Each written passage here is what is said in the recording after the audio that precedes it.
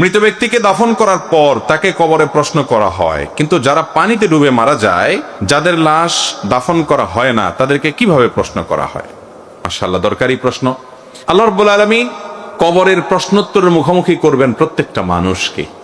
কবরের প্রশ্নোত্তরের মুখোমুখি করার বিষয়টি অগণিত হাদিস দ্বারা যেমন প্রমাণিত, কোরআনে কারীমের আয়াত দ্বারাও প্রমাণিত।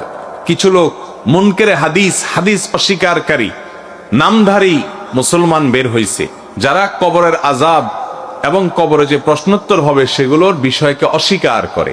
অথচ কোরআনে কারীমে আল্লাহ রাব্বুল আলামিন ফেরাউনের অনুসারীদের সম্পর্কে বলেছেন যে আন্নারু ইউরাদুনা আলাইহা গুদুওয়ান ওয়া আশিয়্যা ওয়া ইয়াউমাল কিয়ামাতি আদখিলু আলা ফিরআউনা আশাদ্দাল আযাব।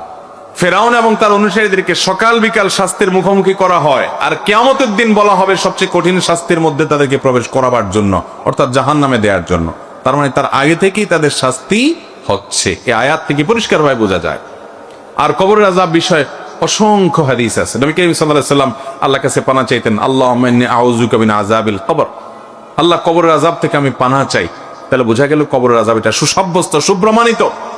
তো এখন কথা হলো, যে ব্যক্তিকে বাঘে খেয়ে ফেলেছে, যে ব্যক্তি পানিতে ডুবে মারা গেছে, পচে গলে লাশ মিশে গেছে, যে ব্যক্তি আগুনে পুড়ে ভস্ম এবং ছাই হয়ে গেছে, তার লাশ তো কবরে রাখার সুযোগই হয় নাই। তাহলে তাকে কিভাবে কবরে প্রশ্নোত্তর করা হয়? এর উত্তর হলো, কবরের জগৎটাকে মূলত বলা হয় বারজাখের জগৎ। আল্লাহ তাআলা কোরআনে কারীমে বলেছেন, ওয়া মিন ওয়ারাইহিম বারজাখুন ইলা ইয়াউমি ইউবআসুন।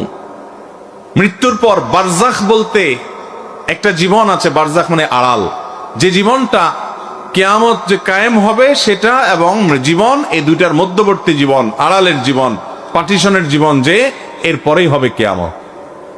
এই বারজাখী জীবন, এখানে মানুষের রূহ যে অবস্থায় থাকে, তার শরীরের ধ্বংসাবশেষ যে অবস্থায় থাকে, ধরেন একজন মানুষ পুড়ে ছাই হয়ে গেছে, একজন মানুষকে বাঘে খেয়ে ফেলেছে, সেখানে বাঘের শরীরের সাথে মিশে গেছে, সে যে অবস্থায় তার শরীর ধ্বংসাবশেষ থাকবে, ওই অবস্থায় ওই জায়গায় রূহ দিয়ে ওখানে আল্লাহ তাআলা কুদরতি ভাবে, অলৌকিক ভাবে, আমাদের দৃশ্যের বাইরে, দৃষ্টির বাইরে আল্লাহ তাআলা তাকে প্রশ্নোত্তরের মুখোমুখি করবেন।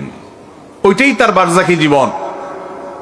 যে কবরস্থ আছে তার কবরটা যেরকম বারজাখী জীবন, আর যে ব্যক্তি পানিতে পুড়ে, আগুনে, পানিতে ডুবে আগুনে পুড়ে বিভিন্ন ভাবে ধ্বংস হয়ে গেছে, শেষ হয়ে গেছে, ওই ব্যক্তিকে ওই অবস্থায় তার ধ্বংসাবশেষটা যেটা আছে ওখানের মধ্যে রূহ দিয়ে, ওখানে মধ্যে প্রশ্নোত্তর, ওখানে আযাব বা শাস্তি সে অনুভব করবে, যেটা পৃথিবীর আমরা সাধারণ মানুষরা কেউ এই জগৎ থেকে সেটা ফিল বা অনুভব করতে পারবো না। কারণ ওই জগৎটাই হলো আলামুল গায়েব বা অদৃশ্যের জগৎ। অতএব দৃশ্যের জগতের সবকিছু সে অদৃশ্যের জগৎকে ফিল বা অনুভব করতে পারবে না, সেটাই স্বাভাবিক। কথা কি বুঝাতে পারছি?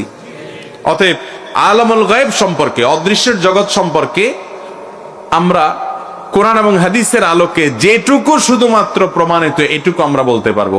ওখানে কিভাবে, তার ধরন কিভাবে হয়, ডিটেইল বিস্তারিত বিবরণ আল্লাহ তাআলা একমাত্র ভালো জানেন। কারণ ঈমানের গুরুত্বপূর্ণ একটা পার্ট হলো গায়েবের প্রতি, অদৃশ্যের প্রতি, কোরআন হাদিসে যেগুলো বলা আছে কিন্তু আমরা দেখি না, সেগুলোর প্রতি ঈমান আনা।